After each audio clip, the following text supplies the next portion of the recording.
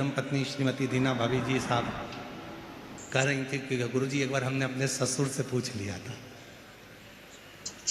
हमने अपने ससुर से पूछा कि पापा जी आप जो भी दान करते हो, धर्मशाला बनाते हो या कोई दान करते हो, तो इसमें नाम लिखने की क्या जरूरत है? इसमें नाम क्यों लिखना? तो श्रीमती दीना भाभी साहब कह रही थी कि गुरुजी हमारे ससुर का शब्द था कि जब नाम लिखना इसलिए जरूरी है कि हम अगर चले भी जाएंगे और हमारे पोते पोतियां, हमारे बेटे जब इस गांव में जाएंगे और उस धर्मशाला या उस जगह को देखेंगे जिस पे नाम लिखा होगा, तो उनको ये आएगा कि हमारे दादा इतना दान करते थे तो हमको भी दान करना चाहिए। हमारे पिता इतना दान करते थे तो हमको भी करना चाहिए। हमारे बुजुर्ग इतना दान करते थे तो हमको भी करना चाहिए। इसलिए नाम लिखवाना जरूरी है कि कम से कम लोगों को प्रेरणा तो मिले कि दान करो, धर्म करो, पुण्य करो, सत्कर्म करो। ये मानव का जीवन फिर नहीं मिलने वाला। भजन करो, कीर्तन करो, भूखे को भोजन, प्यासे को पानी और जय बाबा बर्फा।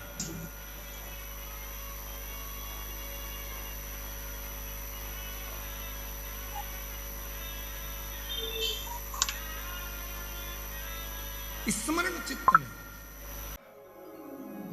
सत्यावती के पति भी शिव के भगत थे और सत्यावती की सास माता जी वो भी शिव की भगत थी और सत्यावती खुद भी शिव की भगत थी। तीनों शंकर के भक्त, तीनों शिव की भक्ति में लगे रहते थे।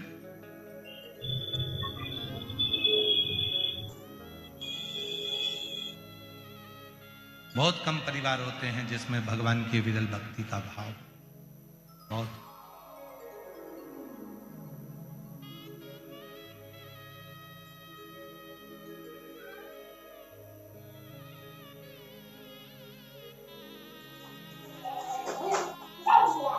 भगवान धन देता है तो मन देना भूल जाता है और भगवान मन देता है तो धन देना भूल जाता है।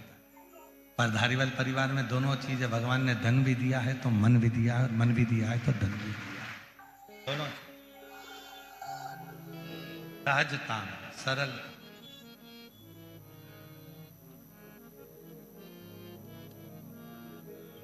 और भोले आपकी कृपा से सब काम हो रहा है। भोले आपकी कृपा से सब काम हो रहा है। करते हो भोले बाबा मेरा नाम हो रहा है। करते हो भोले बाबा मेरा नाम हो रहा है। भोले आपकी कृपा से सब काम हो रहा है। शंभु आपकी कृपा से सब काम हो रहा है। सत्यावती रोज प्रतिदिन किसी वृक्ष की पत्ती को तोड़कर शिव जी को समर्पित कर, प्रतिदिन।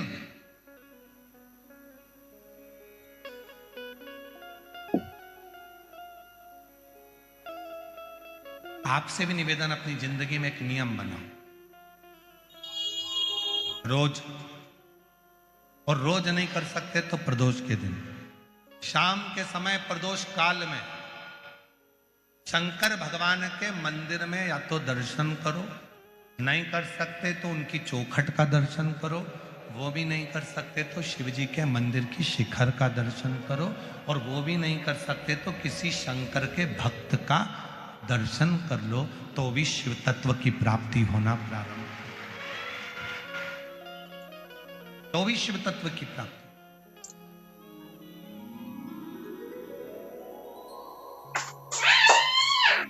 महाराज सारी दुनिया सिफारिश से चलती है। भाई थोड़ा हमारे लिए बोल देना, थोड़ा हमारे लिए कह देना ना, थोड़ा सारी दुनिया सिफारिश से चलती है, सब जगह पर सिफारिश चलती है, पर केवल एक स्थान ऐसा है जहां सिफारिश नहीं, सच्चाई और विश्वास चलता है। वो शंकर का दरवाजा है, शिव की चौखट है, वहां सिफारिश नहीं चलेगी। आपने जो अच्छा कर्म करा है वहां दिखेगा, आपने जो नेक कर्म करा है वो वहां नजर आएगा, आपने जो श्रेष्ठ कर्म किया है वो वहां नजर आएगा। सत्यावती प्रतिदिन एक वृक्ष की पत्ती को तोड़ती थी और शिव को चढ़ा देती। अब उसमें यह नहीं लिखा कि सत्यावती बेलपत्र चढ़ाती थी, कौन सी पत्ती चढ़ाती थी, कौन सा पत्र चढ़ाती थी, ये उस संवाद के अंदर नहीं लिखा गया। वहां तो ये लिखा गया कि सत्यावती एक पत्ती रोज शिव जी को चढ़ाती थी। तो हम तो आपसे भी कहते, तो आप लोगों का एक नियम हो जाता है, मैं 108 बेलपत्र चढ़ाऊंगी, मैं ये चढ़ाऊंगी, मैं वो चढ़ाऊंगी ना।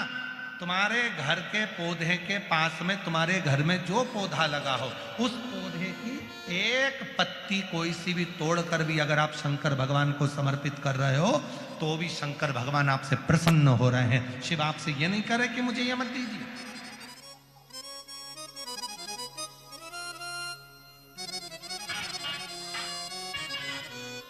भगवान शिव ये नहीं देख कह रहे हैं कि मुझे ये दीजिए।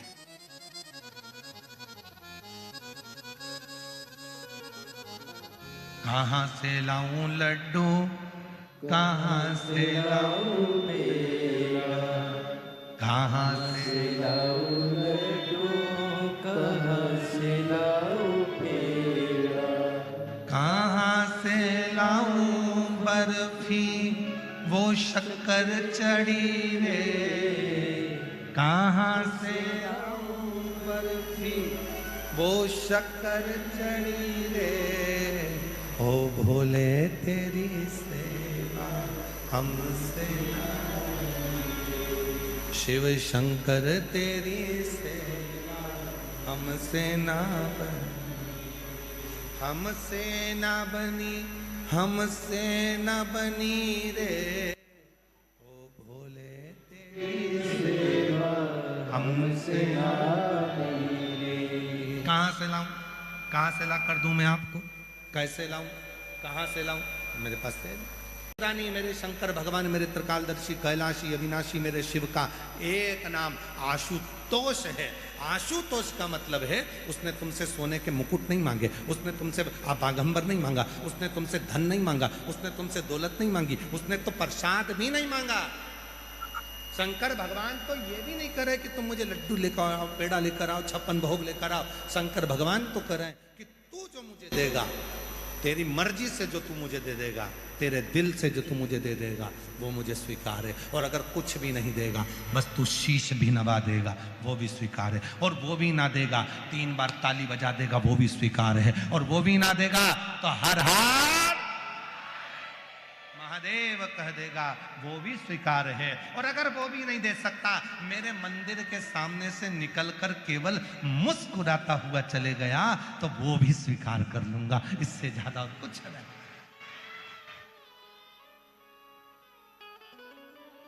और इतना तो कर सकते हो कि भगवान के शंकर के तुम्हें मालूम पड़ जाए कि ये शिव जी का मंदिर है, थोड़ा मुस्कुराओ।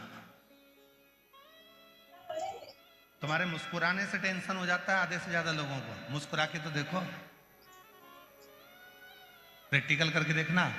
किसी दुकान के सामने से निकल कर जाना और एकदम दुकान की ओर देखकर मुस्कुराते हुए निकल जाना। 1 दिन 2 दिन मुस्कुराते हुए निकल गए, तीसरे दिन दुकान के मालिक डिप्रेशन में चले जाए। कौन था, कौन था, कौन था? रात को नींद नहीं आई, था कौन? ये रोज मेरे दुकान के सामने से निकलता है और हंसकर चले जाता है। ये रोज मेरी दुकान के सामने से निकलता है और मुस्कुराकर चले जाता है। हुआ क्या? 4 बार तो दर्पण में देखेगा कि देखूं जरा मुंडा मुंडा ठीक है, हंसकर गया है। तुम्हारे मुस्कुराने से टेंशन हो जाता है।